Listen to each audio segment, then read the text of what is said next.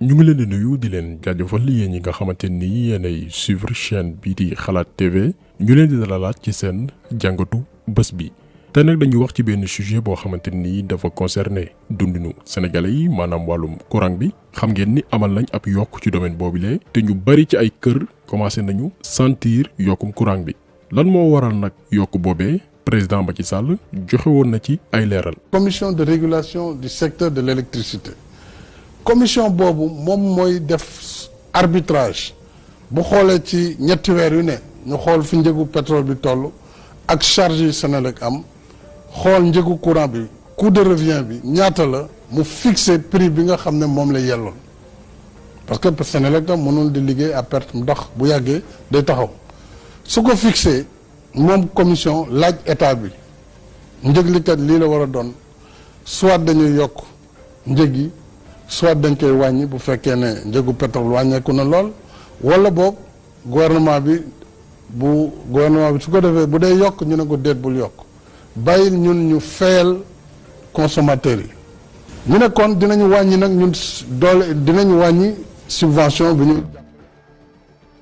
mais kàddu yi nga xamante ni njiital réew mi joxe woon na ko du loo xamante ni mën nañ ci teg loxo lan moo tax newul kàddu yoonu maanaam est-ce que xam ngeen ni jamono gi ñuy wax ak yéen lu toll ci 2500 wu liggéeykatu Senelec maanaam ñaari junni ak juróomi téeméeru agent wu Senelec ak ay liggéeykat yoo xamante ni fa lañ nekkoon te nekk retraite ñooñee 10% kese la ñuy fay ci seeni facture courant maanaam am na ñaari junni ak juróomi téeméer liggéeykat yu nekk biir Senelec bu ñu jotee ab facture bu toll ci 100 000 francs ñoom 10 000 kese la ñuy fay li ci des askanu Sénégal moo koy fay te yemu ci. am na ci ay liggéeykatu Senelec yoo xamante ni ñoom dañuy déclarer ay heures supplémentaires pour augmenter seen salaire bu weer bi deewee ci loo xamante ni jaarul yoon. en plus ministère bi nga xamante ni moom lañ dénk wàllum énergie fii ci Sénégal day jot ay subventions ak ay yeneen neexal tukkee ci Senelec daan ci ñëw ci kanam ak liste bénéficiaires yi ci ab rapport boo xamante ni Cour des comptes moo ko defoon. te bu ñu defee calcul yooyu yëpp ëpp na 12 milliards yi nga xamante ni Senelec nee na moom lay ñàkk at bu yàlla sàkk te li lépp nag. ay experts ci domaine boobu noonu ñoo ko prouvé waaye itam ay nit yoo xamante ni jot nañu liggéey biir Senelec kenn ci ñoom di maître Massokhna Kane nekkoon avocat këru liggéeykaay bi di Senelec. courant bi nag bañ ko yokkee dañu ko layal waaye lay wa jubul ki ko njëkk a layal mooy directeur général ba ak cadre ya mu àndal waaye la ñu lay yépp ci Senelec dafa soxla xaalis pour mën a respecter contrat performance ba mu amoon wala Senelec li muy am da ciy jënd 70% fuel maanaam la muy toggee essence ba loolu yëpp dara taxawu ci dara taxawu ci.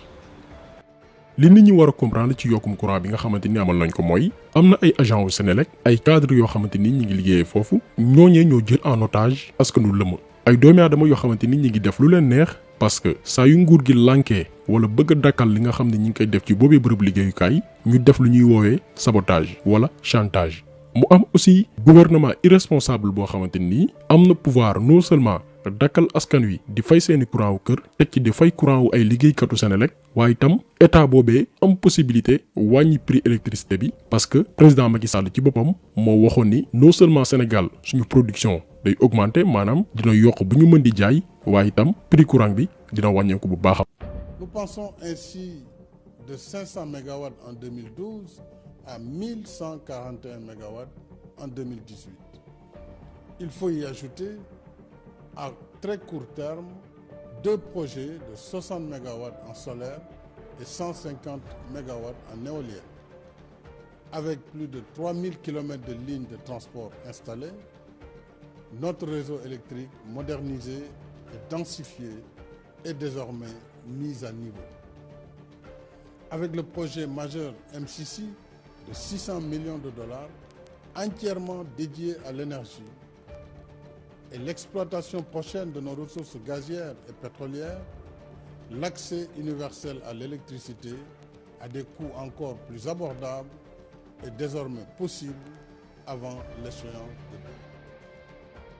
de ngeen gis ni li mu diggee woon dara amu ci mais li gën a garaaw mooy comme niñ ko waxee ci njëlbeenu vidéo bi charge yi nga xamante ni Senelec am na ko loolee kese buñ ko delloo woon ci askan wi courant du mës a cher ci Sénégal au contraire dina gën a wàññeeku par rapport ak li doomi aadama yi di fay tey lu waral loolu bu ñu demee biir Senelec dafa am lu ñuy woowee tarif préférentiel sénégalais yu bari xamuñu ko wala ñu bari ñi ko dégg itam xamuñu tarif préférentiel boobu noonu naka lay fonctionner. li muy fonctionner lenn la dafa am ay agent wu Senelec yu toll ci 2500 maanaam ñaari junni ak juróomi téeméer yooyu agent mën nañ consommer ci diiru ñaari weer 1000 kWh jàpp 1500 kWh mais ñoom agent yooyu duñu fay facture bi yëpp 10% kese la ñuy fay li ci des askanu Sénégal moo koy fay maanaam ab agent Senelec bu am salaire am ay per diem am yeneen avantage yow sénégalais bi nga xamante ni amoo salaire da ngay xoslu di jógu ko daanu yow di nga fay sa facture ba noppi fayaaleel ko moom agent wu Senelec bi 90% facture am maanaam njëgu courant am bu dee téeméer yow juróom-ñeent fukki yaa koy fay.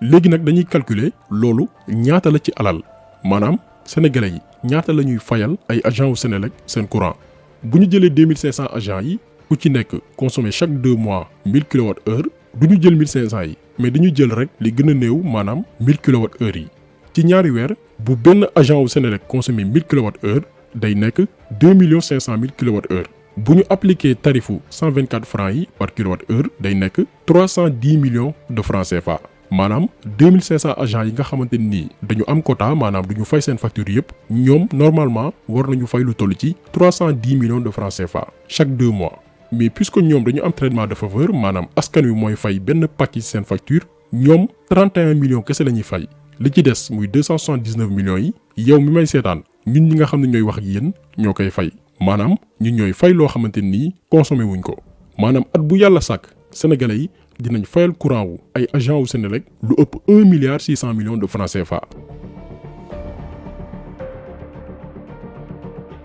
Macky Sall nag bi ñu ko falee ci bopp réew mi dafa décidé woon dindi loolu lépp mais ay cadre Senelec ñoo ko menacé mu dellu ci ginnaaw pour wax leen ne rek syndicaliste yi nekk biir Senelec ni ñu amee doole parce que dañuy chantage nguur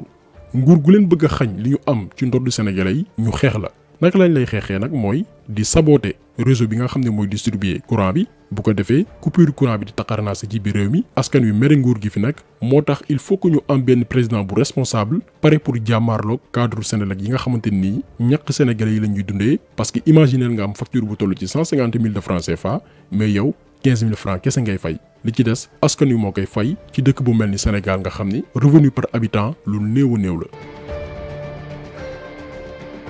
beneen scandale bi nga xam ne am na biir Senelec mooy dafa am lu ñuy woowee fonds d'appui au ministère de l'énergie maanaam nee neen dañuy jagleen ndimbal ministère bi nga xamante nii mooy ceytu lépp lu jëm ci wàllu énergie ministère boobee nga xam ni dañu voté assemblée nationale ab budget spécial pour moom actuellement budget ministère bi ñu dénk wàllum pétrole ak énergie mi ngi toll ci 255 milliards 396 millions 691 mille 327 francs CFA mais teewul Senelec ñoom nee nañ mettre nañ en place benn fonds spécial pour ne day jàppale boobee ministère te xaalis boobu noonu sénégalais yi ñoo koy yëg parce que ci facture courant bi lañ koy tirer mais loolu lépp li ko lal mooy wàllum corruption parce que en 2010 Cour des comptes def na benn enquête ci xaalis bi nga xamante ni Senelec moom lay verser ay agents au ministère bi ñu dénk wàllum énergie ci loo xamante ni tegul fenn. li ngeen di gis ni ab liste la boo xamante ni day wane turu ñi nga xam ni bénéficié wu nañ ci xaalis boobu noonu ci jamonoy Abdoulaye Wade entre 2006 et 2008. Samuel Sarr bi nga xamante ni jamono jooju moo nekkoon ministère bi ñuy dénk wàllum énergie Senelec fayal na ko ay billets avion yoo xamante ni ay millions de francs CFA la waaye itam benn conseiller buy wuyoo ci turu Idrissa Niass Senelec jox na ko ci xaalis boobu noonu. Senelec dem na bay fay formation wu yenn liggéeykat yi nga xam ne ñu ngi nekk biir ministère bi ñu dénk wàllum énergie mën na ci citer am ndaw suñuy tuddee Ndeye Binta Niang Senelec fayal na ko 2 900 000 francs pour formation benn weer ca Paris. am na tamit ku ñuy wooyee Diaga Sané Senelec fayal ko formation 25 jours Casablanca ci jëg bu toll ci 2 600 000 francs. Matar Paye moom itam Senelec fayal na ko formation 15 jours Casablanca ci lu toll ci 1 600 000 de francs CFA. de même que Mami Jackie Préra moom itam ñu fayal ko 2 800 000 francs pour ab formation 27 jours Casablanca. te du ñoom dong am na ci yeneen liggéeykat yoo xamante ni Senelec fayal na leen seen formation waaye itam seeni frais de visa ak ay billets avion ay assurance moom ngeen di gis ci image bii nii mu nekk ab rapport boo xamante ni Cour des comptes moo ko def. te yemu ci am na ci yeneen agent wu Senelec yoo xamante ni ñoom itam sàcc nañ ay millions yu baree bari ba tey ci rapport bi nga xam ni Cour des comptes jébal na ko. ku ñuy woowee Mor Sarr sàccoon na fa lu toll ci 7 353 517 francs. Sidi Doumbouya sàccoon na fa lu toll ci 5 375 000. Moussa Yoro Ndiaye sàccoon na fa 4 626 452 francs. Ndiame Niane sàccoon na fa lu toll ci 23 468 661 francs. Maurice Bougazeli sàccoon na fa lu toll ci 57 659 733 francs. Fatou Gueye Diagne sàccoon na fa lu toll ci 17 938 069 francs. Elias Sonko moom itam sàccoon na fa lu toll ci 5 173 798 francs CFA. te lii lépp nag bi mu xëyee biir Senelec ñi ko def dara fekku leen ci wàllum yoon ñenn ñi kese la ñu dàq ña ca des di wéy di nekk ci boobee bërëbu liggéeyukaay. et d'après Cour des comptes seen rapport bi ñu fësal li waral yile détournement ci biir Senelec mooy amul contrôle boo xamante ni tax na ñuy wax te loolu noonu mooy xew ba léegi biir Senelec parce que mbuxum bi mi ngi fay wéy di gën a am doole. lu tax ñu dem louer benn bateau turc boo xam ne bii dafay produire 240 mégawatts 240 mégawatts boobu mi ngi ñuy dikkee 115 milliards ci juróomi at yi nga xam ni ci la ñu louer bateau boobu. maanaam Sénégal dafa mënul togg courant bu doy moo tax mu loué ji bateau turc bi mais non seulement dafa loué bateau turc mais dafa signé contrat ak benn société bu tudd Akilee boo xam ne bi normalement société boobu Senelec a ko moomoon donc ñu gis ne Senelec cadre yi ci seen bopp ñi nga xam ne ñooy responsable syndicat cadre yi ñoom ñoo wax ne Senelec soxlawul xaalis pour fonctionner état moo soxla xaalis mais Senelec soxlawul xaalis pour mën a dox normalement cadre yi nga xam ne ñoo nekk ca boîte ba ñoo ko wax te dañu dem interpeller directeur général bi ñu signé contrat ak Akilee pour 10 ans ñu ne ñoom dañ leen ko doon nëbb waaye bañ ko yëgee dañoo dem ca directeur général ba toog ak moom ni ko expliquer ñu contrat bi lu ko waral mu joxe explication ñoom ñu ne ko nag loolu doyul nañu yaatal waxtaan bi pour ñëpp xam cadre yëpp xam contrat boobu lan moo ko war ñu dem def benn journée doyul ñu dem defi benn séminaire yu ñetti fan waaye explication yi bañ ko joxe ba pare cadre yi dañ ni leen tontu leen ñu par écrit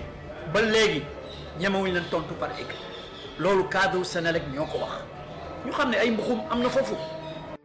donc lii lépp c'est pour vous montrer que li ñuy faral di wax naan Senelec dafay def ay pertes yooyu yëpp amul Senelec tey la gën a am xaalis parce que bu weesoo millions yi nga xam ne ñu ngi koy jébal ay agents au ministère bi yëngu ci wàllum énergie pour corrompre leen am na itam corruption biir entreprise bii di Senelec parce que bu ñu sukkandikoo ci ay kàddu Maître Massokhna Kane am na ci ay syndicalistes yi biir Senelec yoo xamante nii dañuy jot chaque année enveloppe 1 million jàpp 2 500 000 pour lan suukaru koor xam ngeen ni kuy dem bay joxe suukaru koor ay millions de francs CFA yow ñàkk ko xaalis te malheureusement nag lii lépp ci askan wi lañ koy xëpp maanaam alal ji nga xamante ni ñu ngi koy yàq ci facture yi lañ koy tiire.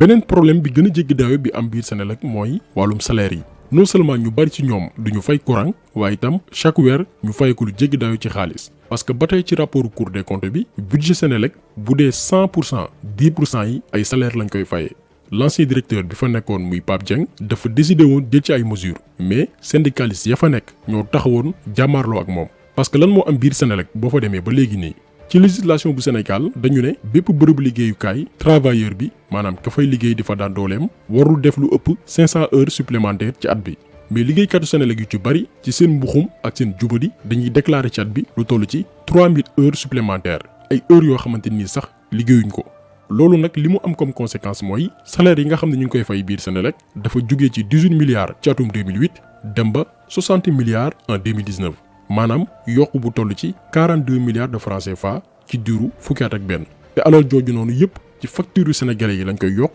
il suffit que ñu jël facture bu ci nekk yokk ci 500 francs pour combler gap boobu noonu. léegi nag Pape Dieng bi mu nekkee woon ci boppu Senelec ne lii nag dafay dàq du loo xamante ni luy wóy la. mais syndicaliste Senelec yi dañu jàmmaarloo woon ak moom ne du fi amee finalement Macky Sall daf ko dàq lan moo tax jamono jooju coupure électricité yi dafa taxarnaase woon pour wal leen ni boo nekkee directeur Senelec ngay jéem a def loo xamante ni arrangé wul cadre yi fa nekk syndicaliste yi naka la ñu mën a defee ba saboter sa liggéey dàqulu la te yow sax doo comprendre li xew donc Senelec bërëbu lekkukaay xaalis la pour ñi fay liggéeyee rawatina cadre yi maanaam ñi fa yor ndombal tànk yi gën a kawe alors qu'en 2009 ci nguuru Abdoulaye Wade Sénégal fay na ay cabinets internationaux lu toll ci 2 milliards de francs CFA pour que ñu def benn étude ci anam gi Senelec di fonctionner étude boobu noonu wax ni Senelec dañ ko war a tas mais ba tey lobby yi fa nekk ñoo ko bloqué lànk ni entreprise bi duñ ko tas def ko ay pàcc. Senelec